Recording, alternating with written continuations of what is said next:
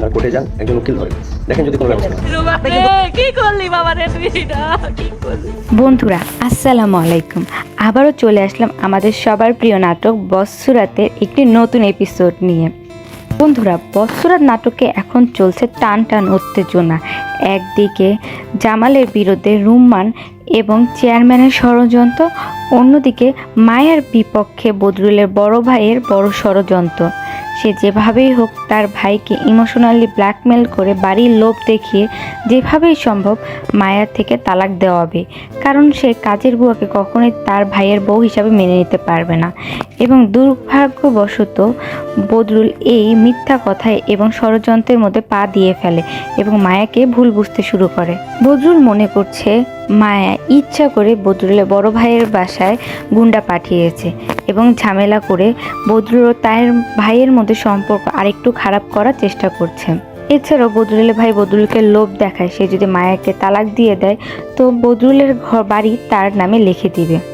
কেন জানি বদরুলের কথা শুনে মনে হলো বদরুল এই ষড়যন্ত্রের মধ্যে পা দিয়ে ফেলেছে। জামাল কিছুটা বুঝতে পারে যে চেয়ারম্যান এই সেই দুষ্ট ব্যবসায়ী এবং তার ভাই রুম্মান মিলে কোনোভাবে তার বিরুদ্ধে ষড়যন্ত্র করে, তাই সে তার ব্যবসার অ্যাসিস্ট্যান্টকে সে ব্যবসায়ীর পিছনে লাগিয়ে দেয় এবং দেখতে পারে সে ব্যবসায়ী চেয়ারম্যান এবং রুম্মান একসাথে ষড়যন্ত্র করছে এবং সে চেয়ারম্যানের কথায় ও রুম্মানের কথাই রুম্মানের বিপরীতে সে মামলা করে। এখন সে মামলা তুলে নিতে চায়। এখন আমার মনে হয় এই সব কিছু জানতে পেরে জামাল নতুন কোনো বুদ্ধি করছে। সে ব্যবসায়ীকে 7 লাখ টাকার অফার করে এবং সে প্রশ্ন করে, তুমি এত বেশি টাকা দিতে কেন চাচ্ছ? তুমি তো প্রথমে 5 লাখ টাকা দিতে চেয়েছিলে। সে তখন তাকে বুঝ দেয় আমার ভাইয়ের জন্য কোনো কিছুই কোনো মূল্য নেই, আপনাকে আমি 7 লাখ টাকা দিব। এখন সেই দুষ্ট লোভী ব্যবসায়ী সে এই 7 লাখ টাকা নিজে রেখে সে রুম্মান ও তার চেয়ারম্যানের চামচাকে 50-50 1 লাখ টাকা দিতে চায় এবং তাদেরকে জানাতে চায় না রুম্মান যে 7 লাখ টাকা তাদেরকে দিয়েছে এবং সে চেয়ারম্যানকে জানিয়ে দেয় সে কোনো টাকা নেবে না। এখানে দেখতে গেলে সত্যিকারের খেলোয়াড় হচ্ছে এই ব্যবসায়ী। সে একসাথে সবাইকে ধোঁকা দেওয়ার বুদ্ধি করছে এবং সেই চেয়ারম্যানও বুঝতে পারে এই ব্যবসায়ী কোনোভাবে তাকে ধোঁকা দেওয়ার চেষ্টা করছে।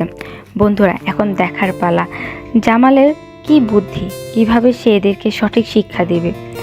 অন্যদিকে মায়া চায় বদরুলের বাড়িতে, সে তার বড় ভাইয়ের কাছে মাপ চাইতে চায়, কিন্তু তার বড় ভাই তার সাথে প্রচুর খারাপ ব্যবহার করে।